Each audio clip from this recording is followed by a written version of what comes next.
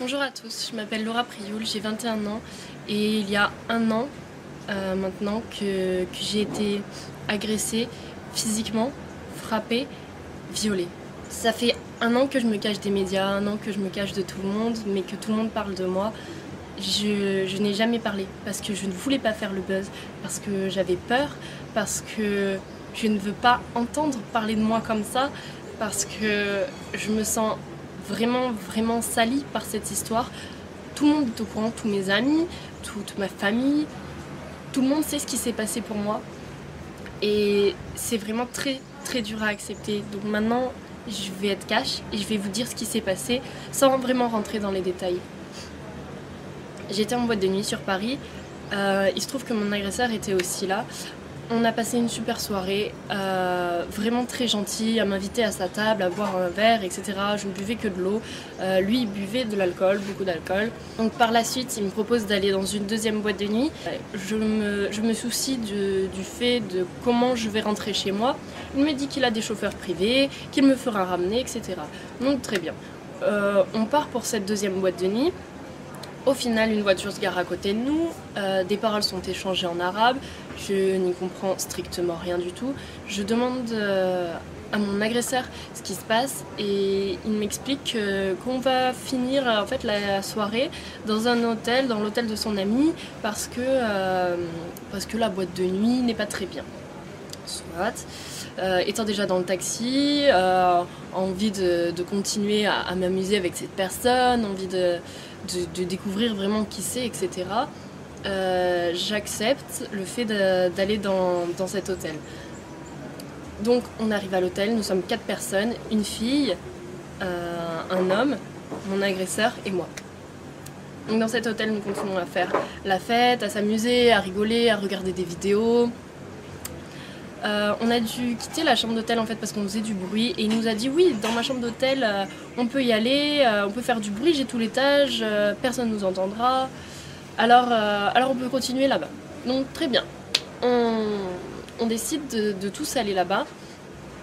Donc je demande à la fille si elle vient et au mec, ils me disent que oui, qu'ils doivent parler avant, qu'ils vont arriver, qu'ils prendront un autre taxi. Donc nous on descend, on prend un premier taxi, on va à l'hôtel, persuadés que les personnes allaient nous rejoindre à l'hôtel pour continuer cette fête, on va dire. J'y vais sereinement. Donc une fois dans la chambre, on met de la musique, on continue à danser, à faire la fête et on était proches et à un moment on s'est tous les deux embrassés en fait. Et il a voulu me rembrasser et j'ai tourné la tête et ça lui a pas plu. Je me suis fait frapper d'un coup et je n'ai pas vraiment compris ce qui se passait sur le moment parce que dans ma tête tout était beau et tout se passait bien. J'ai voulu me défendre et cette personne m'a refrappée. Je n'arrivais rien à faire, rien du tout. Il était vraiment trop fort pour moi, sur moi, à me frapper. Et cette personne a fini par me violer. Donc après m'avoir frappée et violée, je me suis enfermée dans la salle de bain. Il fallait que je retourne dans la chambre parce qu'il y avait mon téléphone, je devais prévenir quelqu'un, je devais appeler quelqu'un, il me fallait de l'aide. Je ne pouvais rien faire et je suis rentrée dans la chambre. Il se trouve qu'il était normal. Il me demandait mais pourquoi tu pleures, pourquoi tu t'es blessée, qu'est-ce que tu as fait, est-ce que tu veux de la glace. Il a appelé pour qu'on m'emmène de la glace. Vraiment très bizarre. Une autre personne complètement. Et du coup je prenais mes affaires doucement, j'essayais de me rhabiller doucement pour pas réveiller la bête en lui, on peut dire. Et après avoir pris mes affaires, je lui ai regardé dans les yeux et je lui ai dit mais tu es un monstre, parce que je devais le dire et c'était vraiment très bizarre comme action, on peut dire. Et après lui avoir dit que c'était un monstre, il m'a poussé violemment sur le lit et a arraché mon vêtement qui était vraiment tout arraché. J'étais vraiment sans t-shirt. Il a essayé de me revioler en me touchant, étant couché sur moi, sauf que j'ai saisi sa gorge pour le stopper en fait. Je l'ai étranglé et il en a fait de même, il m'a étranglé aussi, mais il serrait tellement fort que je n'arrivais vraiment plus à respirer. Et honnêtement, je vais vous dire, j'ai eu vraiment très peur pour ma vie, j'ai eu vraiment peur de finir comme ça parce que je ne pouvais plus respirer. Je voyais noir, des étoiles, je venais de recevoir je ne sais combien de coups et je venais de me faire violer. Je me suis dit que c'était fini pour moi. Sauf que j'ai réussi à basculer mon agresseur du lit en l'étranglant et en le poussant, et j'ai réussi à m'enfuir de la chambre en courant. Il y a une personne qui m'a aidée dehors. Après, je me suis enfermée avec une femme de ménage dans une chambre qui m'a aidée. Les secours sont venus, la direction de l'hôtel est venue me donner des vêtements, la police est venue. Lui était enfermé dans la chambre, ils l'ont embarqué au poste de police, on m'a embarqué au poste de police, on nous a embarqués au même dans 2 voitures séparées pour pas qu'on se recroise, etc. Arrivé au poste de police, j'ai porté plainte, on va dire, mais ce n'était même pas réfléchi de ma part. Au poste de police, on m'a dit bah voilà, qu'est-ce qui se passe? J'ai tout dit et j'ai pas eu le temps de réfléchir, de savoir si je voulais porter plainte, si je voulais pas porter plainte, ce que je voulais faire, ce que je voulais pas faire. J'ai pas eu le temps de tout ça. Donc après avoir porté plainte, j'ai été emmenée à l'hôpital pour soigner mes blessures, pour me faire des tests ADN, faire des tests alcoolémie, faire des tests pour la cocaïne, faire toutes sortes de tests. J'y suis allée le jour même, j'y suis retournée le lendemain. J'ai eu un médicament à prendre pendant 1 mois qui me détruisait l'estomac, vraiment pour pas avoir de maladie, etc. Parce que oui, cette personne ne s'est pas protégée, bien évidemment. Quand j'étais chez moi, je me pliais de douleur tellement ce cachet me faisait mal. Et c'était dur. Je n'arrivais pas à le dire à ma mère. Parce que c'est trop dur de dire quelque chose de tel à sa mère. La mère qui a toujours voulu me protéger, qui a toujours voulu me mettre en garde, qui a toujours été là pour moi. Le fait de lui dire « Maman, j'ai été frappée, j'ai été violée »,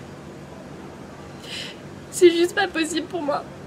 Je lui ai jamais dit ce qui s'était vraiment passé. Elle a lu toutes mes plaintes, elle sait vraiment tout ce qui se passe dans tous les détails, mais de moi-même, j'y arrive pas. C'est comme ça, c'est trop dur. Donc, quelques jours après être rentrée chez moi, un blogueur a partagé mon nom dans les médias. Et là,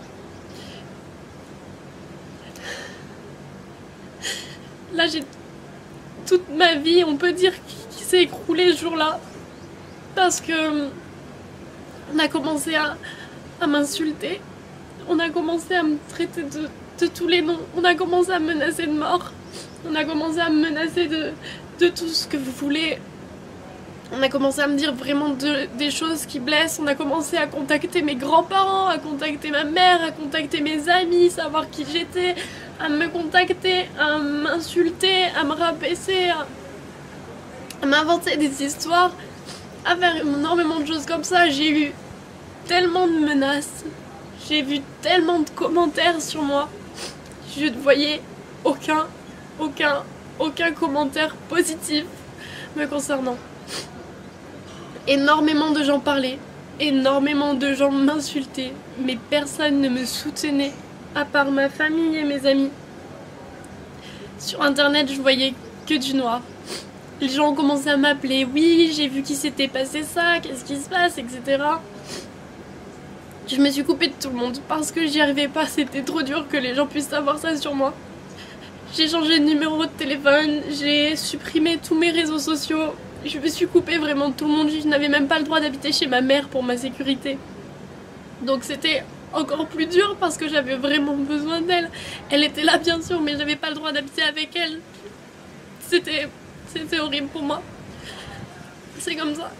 Dans les médias, j'ai pu voir que j'avais refusé la confrontation, alors que non. La police m'a bien expliqué que je pouvais faire la confrontation maintenant devant eux, ou que je pouvais la faire plus tard devant le juge, avec un avocat, après avoir réfléchi, etc.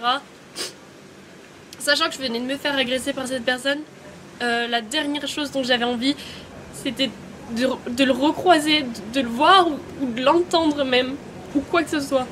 Donc j'ai dit que j'étais pas prête et que je voudrais le faire plus tard. Donc voilà, donc je n'ai jamais refusé de confrontation, je l'ai fait plus tard. Ensuite, on a pu dire que j'étais coiffeuse, que j'étais escort girl, que j'étais chômeuse, que j'habitais à Nice, que je faisais que des défilés de mode, que plein de choses comme ça. Et tout est faux. Après, au Nouvel An, on a dit que des fans de mon agresseur m'auraient retrouvé dans la rue, sorti du lido, m'auraient fracassé, tapé une bouteille de bière sur la tête, etc. Alors que je ne suis même pas sortie pour le Nouvel An. J'étais chez moi, dans mon appartement, je n'étais même pas sur Paris, je n'étais même pas dans la ville où les faits se seraient passés. Après, qu'est-ce qu'on a pu dire sur moi? On a pu dire que Laura Prioul a été prise la main dans le sac, elle serait dealeuse de drogue, elle devrait passer devant le tribunal, etc. J'avais une grande possession de drogue, etc. À ce moment-là, j'étais en train de travailler, j'étais pas du tout sur Paris. Je ne savais même pas ce qui se passait. On m'a appelé en me disant ah bon, tu vends de la drogue et tout, qu'est-ce que c'est que cette histoire et tout. Non, je ne sais même pas ce qui se passe. Les gens sont au courant avant moi de ce qui se passe. Tout le monde se permet de me raconter une vie en fait, que je n'ai jamais parlé. Donc tous les Facebook, Instagram, Snapchat, Twitter, blog qui portent mon nom, ce n'est pas moi. Je n'ai jamais écrit, je n'ai jamais ouvert ma bouche, je n'ai jamais rien fait de tel. Au jour d'aujourd'hui, oui j'ai peur, oui je fuis la ville parce que je n'arrive pas à sortir. J'ai peur qu'on me reconnaisse dans la rue, j'ai peur qu'on m'agresse, j'ai peur que toutes ces menaces soient mises à exécution, j'ai peur de croiser quelqu'un qui pourrait dire ah mais c'est elle, j'ai peur qu'il se passe quoi que ce soit, j'ai peur pour ma sécurité, j'ai peur pour la sécurité de ma famille, j'ai peur pour la sécurité de mes proches, j'ai peur pour tout ça et c'est dur pour moi d'avancer avec ça. Écoutez-moi bien, je n'accepterai jamais d'argent pour enlever ma plainte parce que je veux que cette personne finisse derrière les barreaux parce que c'est trop dur, vraiment. Et j'ai pu savoir dans les médias que je n'étais pas la seule victime de cette personne, de cet agresseur. Je sais qu'il y a d'autres filles qui ont été victimes de cette personne. Des médias en parlent, etc. Et j'essaye de me battre pour moi, mais j'essaye de me battre aussi pour ces autres personnes. Mais c'est dur, sachez-le, et j'ai besoin de soutien. Et je suis là aussi pour soutenir ces autres victimes. S'il vous plaît, sortez du silence et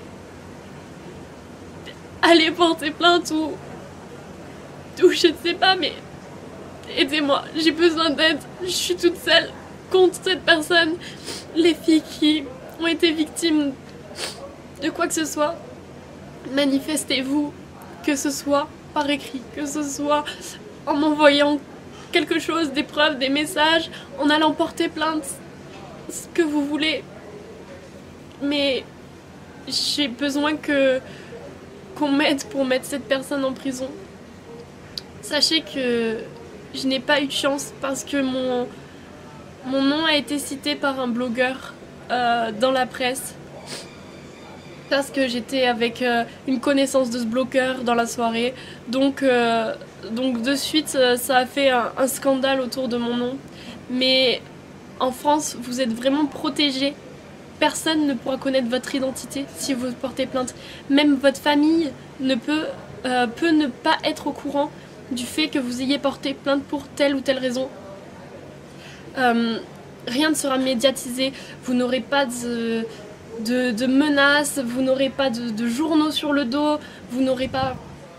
tout ça, vous serez vraiment protégés. J'ai juste besoin de vous, j'ai besoin qu'on se réunisse tous ensemble et qu'on le mette derrière les barreaux parce qu'ils le méritent. C'est tout. C'est tout ce que j'avais à dire. L'adresse que je vais vous écrire, c'est la mienne. C'est la seule sur laquelle vous devez écrire. Voilà, maintenant, j'ai dit ce que j'avais à dire et au fond de moi, je me sens plus soulagée. Les gens ne vont pas avoir qu'une seule version des choses. Voilà.